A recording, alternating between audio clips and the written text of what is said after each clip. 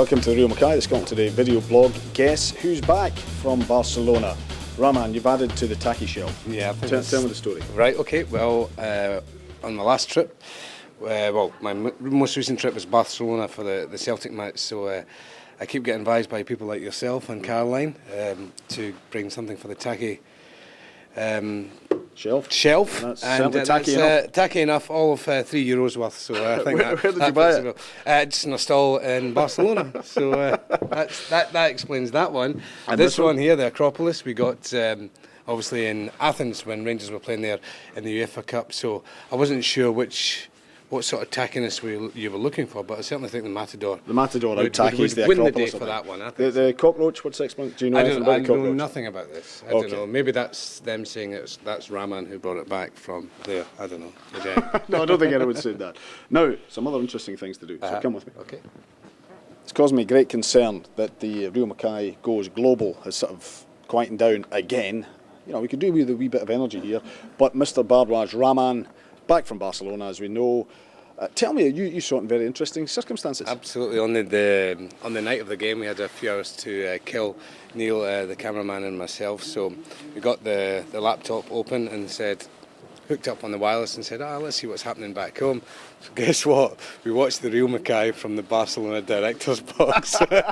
I kid you not. And it was all about the jackets. It was all about the jackets. And do you notice what he's wearing? Yes. You felt you'd missed out? Yeah, as long as you don't use that kind of campish music over me putting this in today. I have to say that we showed you your jacket before you even get a chance to wear it. I know, was that not thrilling? But it was thrilling, but I was a bit in intrigue as well, because you kind of described it without actually showing it, so I even came in early today. I didn't want to take it out of its poly bag. I felt that was your honour to do. But anyway, this is another honour for you to do.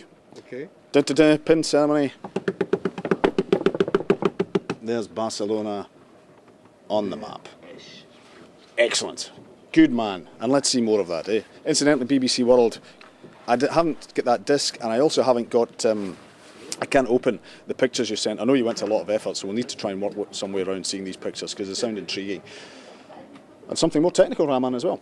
The technical thing is, you may remember when Raman was away, we spoke to Bob Ray, the news operations manager, about sending material back via broadband, and you did that, Raman, of course. Yes. So what difference does it make to you?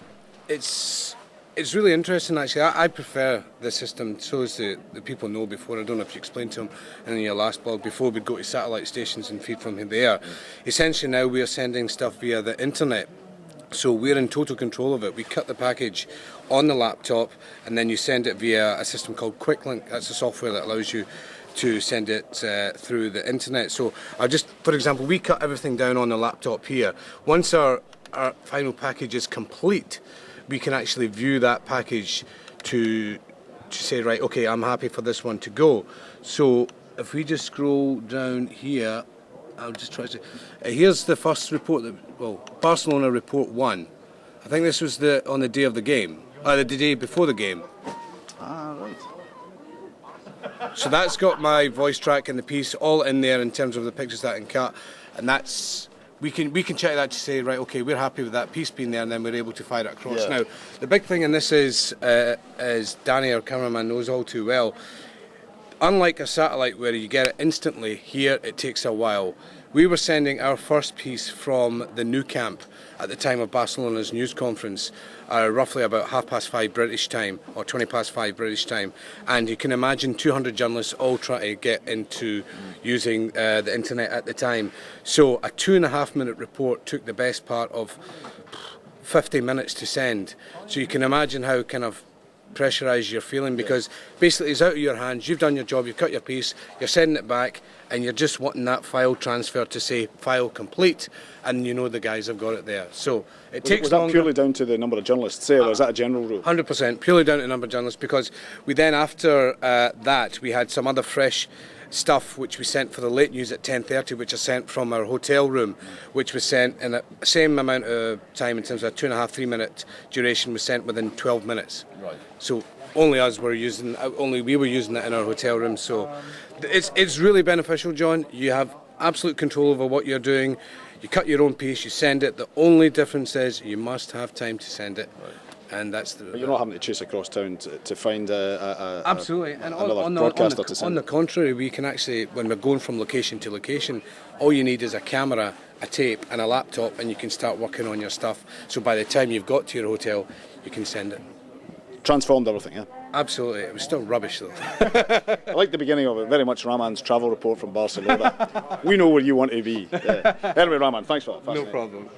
And a final bit of news from the newsroom.